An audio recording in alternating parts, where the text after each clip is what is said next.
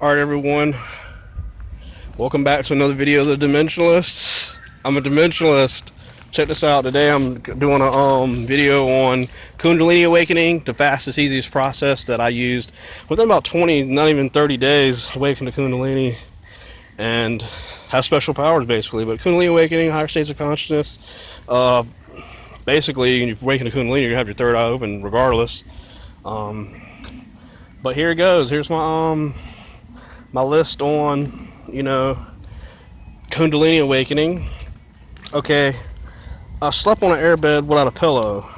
I always turned my face, sleeping, laying on my stomach, turning my face, left to right all during the night, but constantly laid on my stomach and trying not to switch that position because I was opening, coincidentally opening the Ida Pingala channels through the left and right nostril. So that helped, sleeping on one side of my face, just on the other side of my face, like this. So that helped open the Ida Pingala channel over time. Temperature should be anywhere from between 72 degrees to 70, excuse me, temperature should be anywhere from 72 degrees to 78 degrees Fahrenheit in your temperature of your room. Yeah, so that helps your body be at a certain temperature for the Kundalini awakening. I ate mac and cheese with fish. Sometimes I ate wheat bread, a small bowl, drink purified water daily, and bathe with water. I was in Richmond, Virginia. So I bathe with water only, and sometimes I use herbal soap. I bought herbal soaps from a shop where the lady actually made herbal soaps. They were just nothing approved through the FDA, because the FDA soaps and sodium sulfate and certain chemicals on the body will cause vibrational frequency of the body to be contained and lower frequency, because you're technically eating through your skin. You gotta remember that, I was very humble and kind and joyful. Stay positive, never anxious, always calm. That's very, very critical to awakening into Kundalini.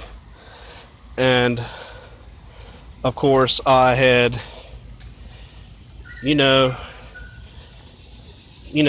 my Kundalini that way, and by the Christian perspective, fruits of the Spirit, and trying not to fall for the lust of the flesh, the carnal desires that the Bible represents. So I was going from the Christian perspective and to directly higher states of consciousness and Kundalini awakening. Okay, I vibrated Archangel Michael's name, the ancient Hebrew Michael's name, which is hard to bring in. Don't get me wrong, 9 dimensions of reality, 9 dimensions of consciousness. Needs a 9th dimensional entity. And you're bringing 9 dimensions into your physical when you go say Michael's name, Mikhael.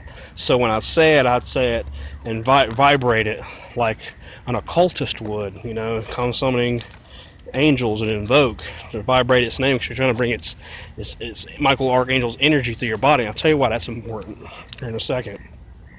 So I was like, Mikhael, like that, which helped Mikhael, and you vibrate through your voice box. Make sure you feel it through your whole body, because you're bringing your frequency, your body to an angel's name. Your frequency, your vibration of your body, you're bringing it into a higher vibration, basically. I wore wrist and ankle weights. I had some 1 pound, 2 pound weights on all my hands, left and right hands, walking around with them. And I wear them constantly, and sometimes I'll sleep without them. They help exercise my body. Very light movement, maybe about 20 push-ups a day, or 20 push-ups in the morning. 20 push-ups at one point and 20 push-ups at another point to help relieve some tension in my body if I got a lot of energy and I'm calm, I'm feeling calm. I was like, I want to lose some of this energy, so I'm trying to deplete some energy, and helps open the body. A very light movement. You're not trying to, when you awaken to Kundalini, you're not have to do massive amount of exercise or gym work to awaken to Kundalini.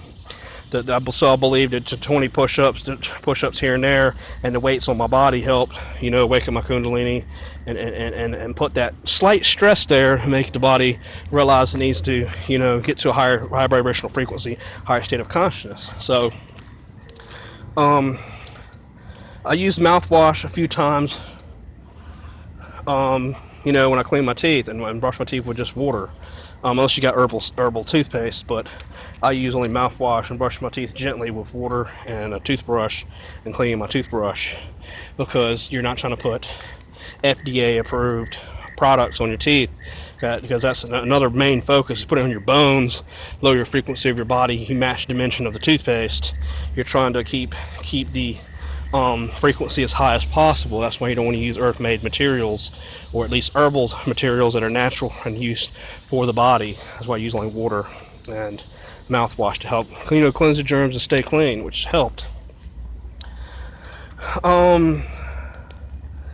I used no pillow, so my neck was straight with the spine. Like I said, I was always laying on my stomach. Sometimes I lay on my back, but I'd always still switch to my stomach. Stayed on my stomach actually the whole entire time for a 20-day period. Listen to vibrational sounds on YouTube, root chakra, vibrational frequency, and I looked up a video called Prying Open the Third Eye. I believe that helped open the third eye, merge my left and right hemispheres of the brain to allow the Kundalini energy from the root chakra, because I'm triggering third eye energy, vibrational sounds of higher chakra, and clearing up all negativity using the fruits of the spirit of Christian perspective to help awaken the Kundalini, and then the root chakra energy center, red beam of light at the bottom of the spine, ball of energy, having it pull up a little bit. And at one point, I was trying to do chi ball energy, ball energy. So I was like, at that point, see, I wasn't trying to awaken the Kundalini, but this is all I remembered. And no, I'll tell you why, because I was visualizing a ball of light at the star chakra, which is below the physical vehicle, when I was sitting in Indian style. And imagine a ball of light there, and it pulling up all the way to the root chakra and pulling up with the red beam of light, white beam of light, and connecting with the earth star, where I believe the Kundalini energy instantly unraveled there. That helped also.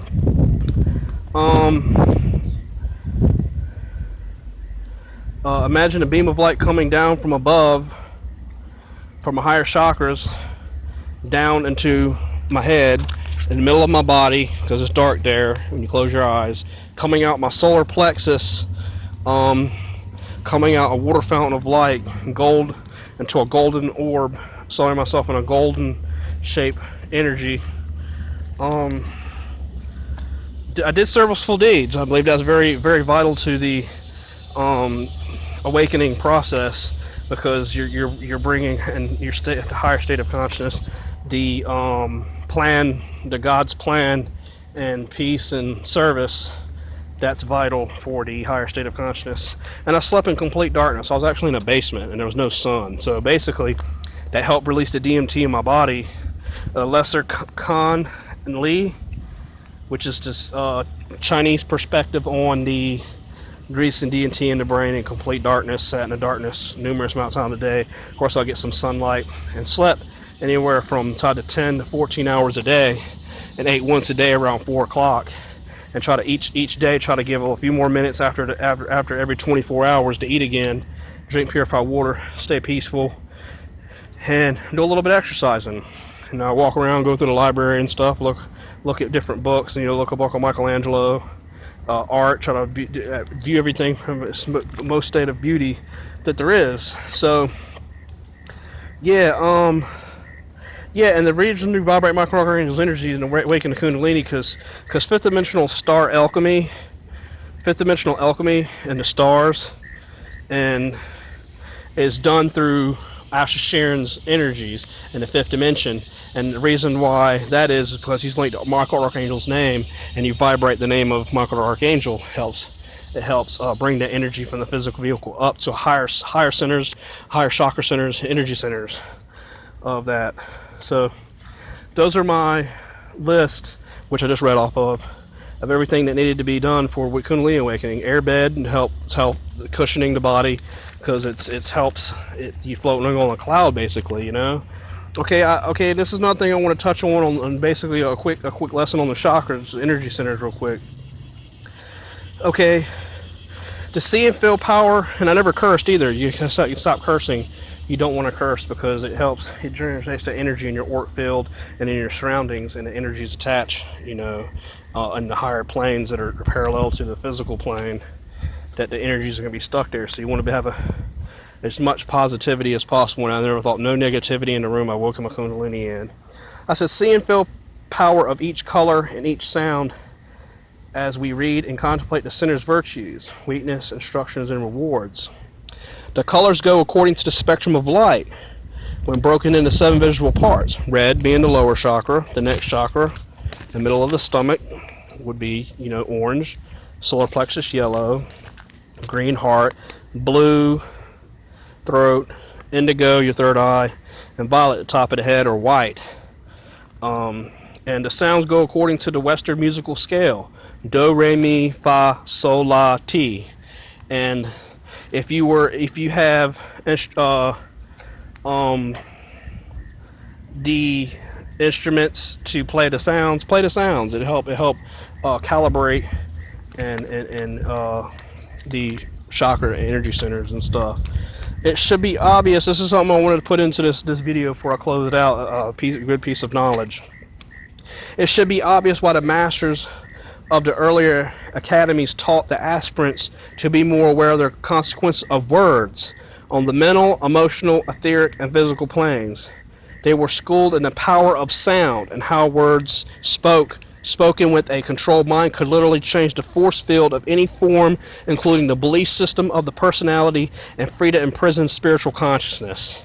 And I believe all that right there, the information I took down and studied, mapped out, that's the direct, most correct way to awaken the Kundalini perfectly, safely, and then of course after everything I just mentioned and the Kundalini is awakened, fast, eat a couple times, break off of food, ascended masters, your initiation through Sanat Kumara. The current planetary logos is the Buddha. They bring you into the higher initiations where, he don't need food no more.